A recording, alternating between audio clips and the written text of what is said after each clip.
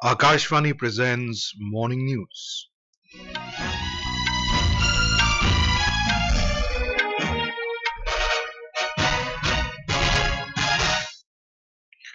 Good morning, I am Abhishek Mukhopadhyay. The headlines. Prime Minister Narendra Modi to participate in G7 Outreach Summit at Apulia in Italy today. PM to also hold series of bilateral meetings with world leaders. Ajit Doval reappointed National Security Advisor and Dr. P.K. Mishra as Principal Secretary to Prime Minister. Election of Lok Sabha Speaker to take place on the 26th of this month. India to bring back mortal remains of 45 of its nationals killed in Kuwait fire by special flight this morning. IMD issues orange alert for heat wave in northwest, north and east India for the next 3 to 4 days. And in sports, India's Divya Deshmukh wins World Junior Girls Chess Championship in Gandhinagar, Gujarat.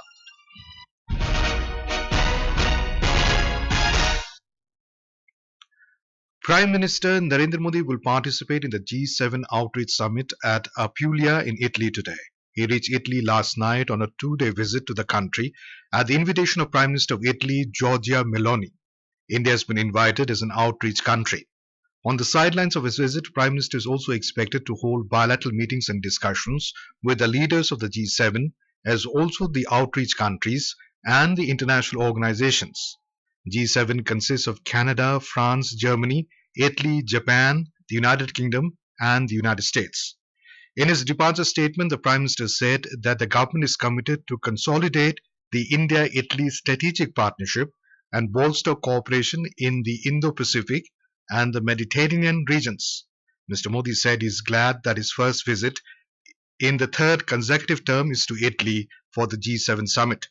He highlighted that Italy Prime Minister Giorgia Meloni's two visits to India last year were instrumental in infusing momentum and depth in the bilateral agenda. The Prime Minister said during the discussions at the outreach session, the focus would be on artificial intelligence, energy, Africa, the Mediterranean. He said it will be an opportunity to bring greater synergy between the outcomes of the G20 summit held under India's presidency and the forthcoming G7 summit and deliberate on issues which are crucial for the global south. Mr. Modi said he is also looking forward to meeting other leaders participating in the summit. Our correspondent has filed this report.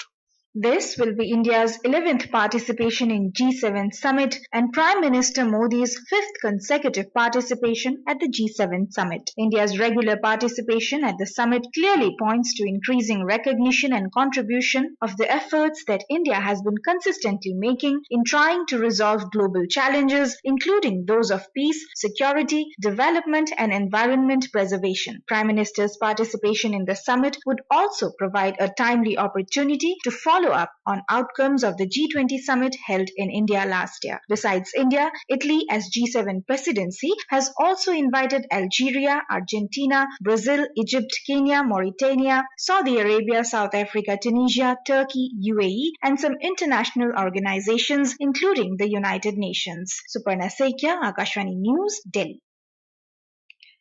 Prime Minister Narendra Modi will hold a series of bilateral meetings with world leaders on the sidelines of the G7 summit today. In a video posted on social media, External Affairs Ministry spokesperson Randhir Jaiswal gave the details of Mr. Modi's engagements with the world leaders. The Prime Minister of India has arrived at Brindisi Airport in Italy to participate in G7 summit. We have several bilateral meetings with world leaders lined up. He'll also be addressing the outreach session of the G7 summit. Mr. Modi is scheduled to hold bilateral meetings with French President Emmanuel Macron, UK Prime Minister Rishi Sunak, German Chancellor Olaf Scholz, Italy's Prime Minister Giorgia Meloni, Japanese PM Fumio Kishida, and Ukrainian President Volodymyr Zelensky. This is Prime Minister Modi's first overseas visit after assuming office for the third consecutive term. Ajit Doval has been reappointed as a National Security Advisor and Dr. P.K. Mishra as the Principal Secretary to the Prime Minister with effect from June 10th. The Appointments Committee of the Cabinet has approved the appointments yesterday. The Minister of Personnel, Public Grievances and Pension said that the appointments of the former IPS Mr. Doval and former IS Mr. Mishra will be coterminous with the term of the Prime Minister or until further orders, whichever is earlier. Both Mr. Doval and Mr. Mishra will be assigned the rank of a cabinet minister in the table of precedence during the term in office. The committee has also approved the appointment of retired IS officers Amit Khare and Tarun Kapoor as advisors to Prime Minister. The appointments of both officers will be in the rank and scale of Secretary to Government for a period of 2 years with effect from 10th of June or until further orders, whichever is earlier. These appointments will be on a contract basis as per usual terms and conditions as applicable. After the appointment, Mr. Doval called on Defence Minister Rajnath Singh in New Delhi yesterday. Election of Lok Sabha Speaker will be held on the 26th of June. First session of the 18th Lok Sabha will convene from the 24th of this month. During the session, oath and affirmation of newly elected members will take place. President Draupadi Murmu's address to the joint sitting of the Lok Sabha and the Rajya Sabha and discussion on an address will also be held in this session. The session of Rajya Sabha will commence on the 27th of this month. The Parliament session will conclude on the 3rd of next month. Union Education Minister Dharmendra Pradhan refuted the allegations of rigging, paper leaks and corruption in the NEET examination made by Congress President Mallikarjun Kharge. He said that no concrete evidence of any kind of rigging, corruption or paper leak has been found so far in the NEET exam. Honourable supreme court ने स्पष्ट किया है 23 जून को 1563 student को दोबारा NEET examination का option उनके सामने दिया जाएगा। उसको मैं स्वागत करता हूं। पेपर लीक की हमारे पास कोई जानकारी नहीं है। बच्चों को और पारदर्शिता लाया जाए, उसकी जो कुछ सुधार की विषय आएगा वो भी कर लेंगे। Earlier, the Congress party has demanded a fair investigation under the supervision of the Supreme Court into the NEET examination issue. In a social media post, Mr. Kharge said, after investigation, the culprits should be given the harshest punishment and lakhs of students should be given compensation to save the year from being wasted. This is Akashvani giving you the news. For quick news updates around the clock, follow us on our X handle at AIR News Alerts. India will bring back the mortal remains of 45 of its nationals killed in a devastating fire in Kuwait by a special flight today. In a statement, Indian Embassy in Kuwait said the special flight will land in Kochi this morning before heading for Delhi. Most of the deceased are from Kerala, 23, followed by 7 from Tamil Nadu, 3 each from Andhra Pradesh and Uttar Pradesh, 2 from Odisha and 1 each from Bihar, Punjab, Karnataka, Maharashtra, West Bengal, Jharkhand and Haryana. Minister of State for External Affairs Kirti Vardhan Singh reached Kuwait yesterday to coordinate with the Kuwaiti government for the early repatriation of the mortal remains of the deceased as well as to ensure the well-being of those injured in the tragic fire incident at a labour housing facility in the Mangaf area on Wednesday. Out of the 176 Indian workers in the housing facility, 45 have died while 33 are hospitalized and the rest are reportedly safe. Immediately upon his arrival, the minister visited 5 hospitals where the injured Indians are being treated and interacted with them. According to hospital authorities, all the patients are reportedly safe and will be discharged gradually, progressively, depending on the medical condition. Central government will provide 2 lakh to the next of kin of the deceased. NBTC, the company that owns the gutted labour camp in Mangaf, announced an ex gratia of 8 lakh rupees for each of the affected families. Prominent NRI businessman and chairman of the UAE-based Lulu Group, M.A. Yusuf Ali, pledged 5 lakh rupees for each family that lost a loved one in the fire. The Kerala government has also committed 5 lakh rupees to the families of the deceased and 1 lakh rupees to the injured.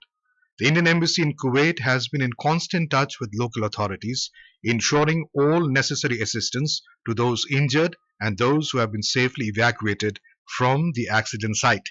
The embassy has been operating a dedicated 24/7 helpline plus 965 6550 5246 WhatsApp and regular calls for family members of the deceased as well as those injured. NCRB has launched a mobile app, NCRB Sankalan of Criminal Laws, to serve as a comprehensive guide providing complete information about the new criminal laws at one place. The new criminal laws will come into force from the 1st of next month. This app is a compilation of new criminal laws, namely Bharatiya Nyaya Sanhita, Bharatiya Nagrik Suraksha Sanhita, and Bharatiya Sakshya Adhiniyam. India Meteorological Department IMD has issued orange alert for heat wave conditions in northwest, north and eastern parts of the country. The IMD said that heat wave to severe heat wave conditions will prevail over parts of Punjab, Haryana, Uttar Pradesh, Bihar, Jharkhand, Chhattisgarh and Odisha for the next 3 to 4 days. Talking to Akashvani News senior scientist at IMD, Dr. R.K. Janamani said that the average temperature is expected to rise by 5 to 6 degrees Celsius over these regions in the upcoming days. We have orange color warning all along the Indo-Gangetic plain covering Punjab, Haryana, Chandigarh, Delhi, Uttar Pradesh, Bihar, Jharkhand and northwest Odisha and extreme northern parts of Rajasthan. The temperature likely to remain 5 to 7 degrees above normal. In chess, India's Divya Deshmukh won the World Junior Girls Chess Championship after beating Bulgaria's Beloslava Krastiva in the final round at the Gift City Club in Gandhinagar, Gujarat. Top seeded Divya beat Krastiva in the 10th round with just 26 moves to claim a maiden under-20 title. She finished unbeaten in the championship by winning 9 of her games while drawing the other 2. In the ICC Men's T20 World Cup cricket, England defeated Oman by 8 wickets to keep alive their hopes of reaching the Super 8 stage. We have a report.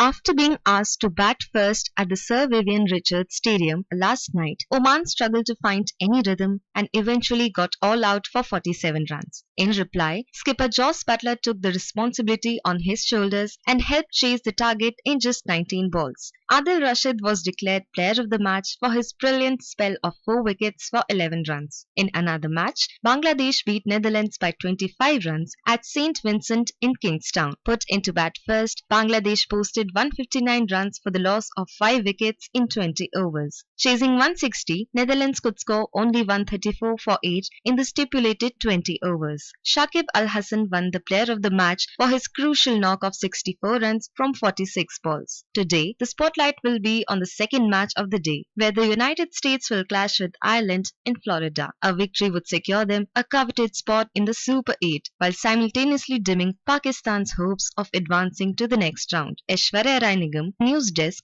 Akashvani, Delhi.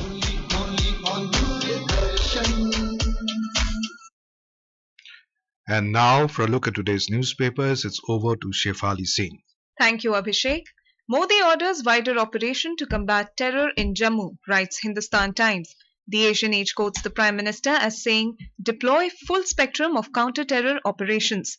India slams Pakistan and China for J&K reference, states the Times of India. BJP likely to retain Speaker's post in 18th Lok Sabha, speculates the statesman. Agnipath review on cards but no increase in 4-year tenure, reports the Tribune. NEET grace marks next. 1,563 students to get retest option, leads the Hindu business line. Pema Khandu sworn in as Chief Minister of Arunachal Pradesh for the 3rd time, reports the Hindu. And finally, Bond producers to receive honorary Oscars. The Economic Times supplement writes that the producers of James Bond, Barbara Broccoli and Michael G. Wilson, will receive honorary Oscar at a ceremony this November, the Academy said, as anticipation swells for the announcement of who will be next to play 007. And with that, it's back to you, Abhishek. Thank you, Shefali. And now, before we end the bulletin, the headlines once again. Prime Minister Narendra Modi to participate in G7 Outreach Summit at Apulia in Italy today. PM to also hold series of bilateral meetings with world leaders. Ajit Doval reappointed National Security Advisor and Dr. P.K. Mishra as Principal Secretary to Prime Minister. Election of Lok Sabha Speaker to take place on the 26th of this month. India to bring back mortal remains of 45 of its nationals killed in Kuwait fire by special flight this morning. IMD issues orange alert for heat wave in northwest, north and east India for the next 3 to 4 days.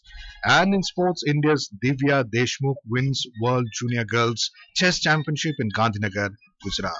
And with that, we end the morning news. Have a nice day.